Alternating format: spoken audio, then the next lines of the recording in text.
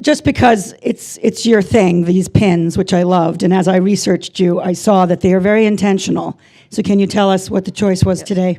My pin is Mercury, the messenger, and that is really the purpose of what this book is about. The camera zeroed in, and the reporter said, "Why are you wearing that snake pin?" And I said, "Because Saddam Hussein compared me to an unparalleled serpent." And then I thought, well, this is fun. So I went out, and I bought a lot of costume jewelry.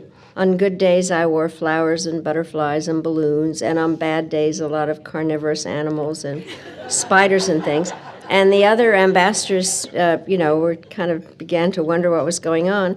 And then they said, "What are we going to do today?" And I said, "Read my pins." And that is how it started. Perfect. What made you even begin to work on a book like this? Yep. As much as I travel around the United States and love politics, one could really begin to see the divisions. And that what we really needed were leaders that could find common ground.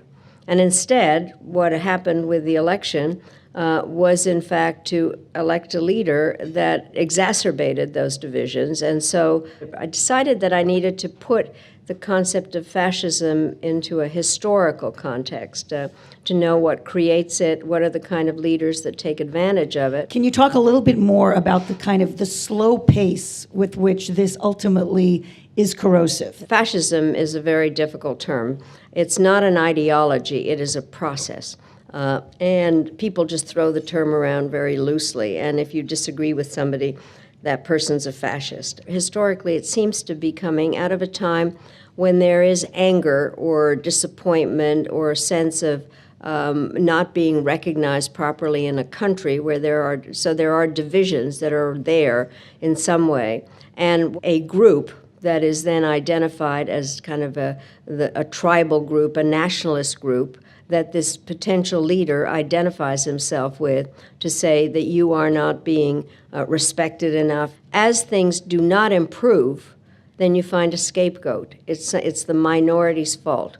And ultimately, the thing that makes a fascist is violence, a bully with an army. Now, as I've looked through nobody's comparable to Hitler, but I've looked at what's going on now, the only real fascist is really Kim Jong-un in North Korea. What about Putin? Where does he fall? I think Putin comes very close to being a fascist. I think you called him so cold as to be reptilian. Yes, well, he definitely. But I'll tell you the thing. Was he handsome? No. You met with Kim Jong-un's father. I was the highest level sitting official to have met with a North Korean leader until Secretary Pompeo did. You write the elephant rampaging through these pages is, of course, Donald Trump. So I just want to hit him head on here. I don't think we can kind of say, well, this will go away. I think what bothers me is when we try to normalize Trump's behavior or actually act as if it's another episode in reality TV. I promised Joy Levitt that I would point out that you are a TV star. So I get a phone call after I'm out of office from the producers saying, would I mind if somebody played me in Gilmore Girls? And I said, yes, I'd mind. I want to play myself. I just want to talk about your discovery of your Jewish roots. In the fall of '96, I got a letter from somebody, and this person said, I knew your family to be a fine Jewish family. 26 members of my family died in concentration camps.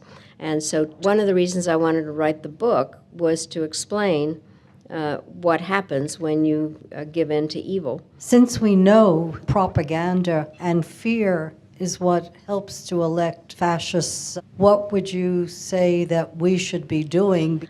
Freedom of the press is essential for democracy. It is not the enemy of the people, it is the basis of the way that questions are asked of people in power. Democracy is not a spectator sport. I think you kind of have to get in there and do things and listen to things you might disagree with. I drive and listen to right-wing radio, and it kind of, a lot of hand gestures, and, at some point I'll get into trouble. But I do think it's important to listen to what you disagree with.